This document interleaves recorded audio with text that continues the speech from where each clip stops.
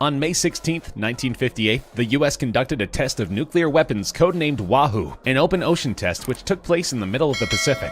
The purpose of the test was to determine the effects that an underwater nuclear explosion would have on vessels such as Navy ships, and Department of Defense officials, along with a few filmmakers who were there to document the test, watched the proceedings from the small island from which the missiles were launched. A cargo ship was situated 2.5 miles from ground zero. Just imagine being aboard the vessel when this happened. The enormous plume of water which shot over 800 feet into the sky completely engulfed the ship, which sustained enough damage from the shockwave so as to render it immobile. On the island, camera crews watched in concern as the waves started to roll in. The first one not so high, the second substantially higher. As they scrambled for the safety of nearby treetops, the third wave came in and covered the entire island. The waters receded shortly thereafter, but it's safe to say that the men tasked with recording this event just might have had to fight the urge to panic for a moment or two, or three.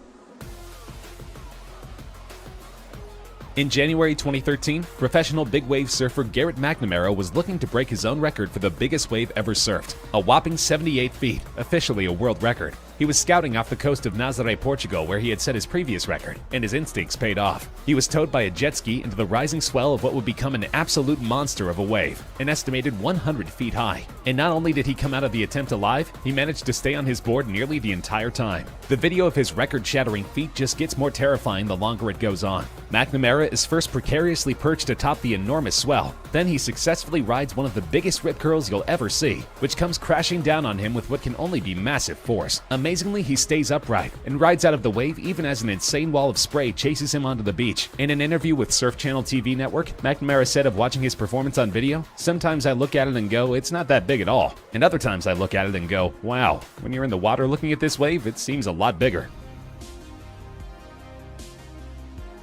Disappointingly, McNamara's insane feat was never officially verified by Guinness, meaning that his record of 78 feet was the only one officially recognized until 2018. That's when Brazilian big wave surfer Rodrigo Coxa notched his place in the record books by catching an 80-foot wave off the same coast in Portugal, where the previous record had been set. In the clip, Coxa looks positively serene as he glides out ahead of the mountain of spray. But don't let this fool you. This sport, and particularly the waves at Nazaré, are as dangerous as it gets. In 2017, British surfer Andrew Cotton fractured his back in pursuit of this record in the same area. And while he has made a full recovery, the incident serves as a stern warning to any would-be record holders who dare to surf Nazaré. As an island nation in an area prone to large destructive earthquakes, Japan is a world leader in earthquake preparedness. But when coupled with the explosive force of a tsunami, there are times when no amount of preparation can avert disaster. In 2011, a quake measuring 9.0 on the Richter scale struck off the coast of Japan, only about 40 miles east of the Yoshika Peninsula. And even more than the quake, it was the resulting deadly tsunami waves that resulted in wholesale loss of life and property. The most powerful earthquake ever recorded in the history of Japan produced killer waves over 130 feet high, which swept through the city of Miyako and traveled up to 6 miles inland. As you can see in this jaw-dropping clip, entire villages were simply washed away in the blink of an eye. And to this day, there are thousands of people who are still unaccounted for. Thousands were injured, thousands more killed. And the meltdown at the Fukushima nuclear power plant was also a direct result of the tsunami. The World Bank estimated that between the quake and the tsunami, $235 billion in damage was done, more than has ever been caused by any natural disaster in history. Some of the clips which you can find online documenting the battles between puny humans and giant waves don't come with a lot of accompanying information, but you don't need a whole lot of context in order to feel the visceral terror. For instance, just take a look at this clip and imagine that it's you up there in the crow's nest, only able to watch helplessly as this Godzilla-sized wave approaches your vessel, and then only able to hang on for dear life as it tosses your full-size ocean liner about like a toy boat in a bathtub. As you can see, the camera, which appears to be positioned a healthy distance above the surface of the ocean, is completely submerged for several seconds, until the wave mercifully recedes, somehow leaving the ship still afloat. If you've ever doubted the bravery of those who sail the open seas, you can safely put those doubts to rest now. And if you're still not convinced, well, just keep watching.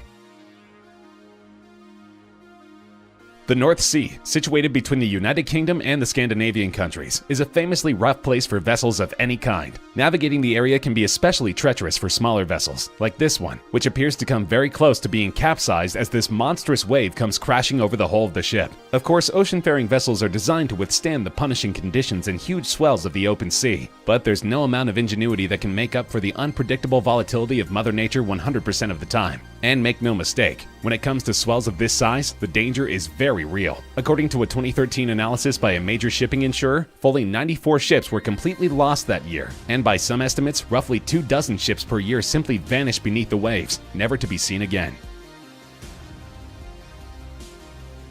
As big waves go, this certainly isn't close to the biggest one on our list, but this clip was shot from the relative safety of the shore, not out on the open sea. It's not every day that a simple storm produces the type of waves which can come up on shore to engulf entire vehicles, but that's exactly what happened in Cape Town, South Africa one stormy day. Incredibly, near the beginning of the clip, a man can be seen riding his bike through the exact area that takes a pummeling mere seconds later. As our unseen videographer shoots from what they think is a safe distance, a huge freak wave unexpectedly comes crashing over the beach, swamping the entire immediate area. It's a good thing the guy on the bike got out of the area when he did. But then, watch closely at the end of the clip. Another man can be seen near the railing separating the beach from the street, just standing there. Perhaps he's seen worse. Perhaps he's on some kind of mind-altering substance. Or maybe, just maybe, we're looking at Aquaman.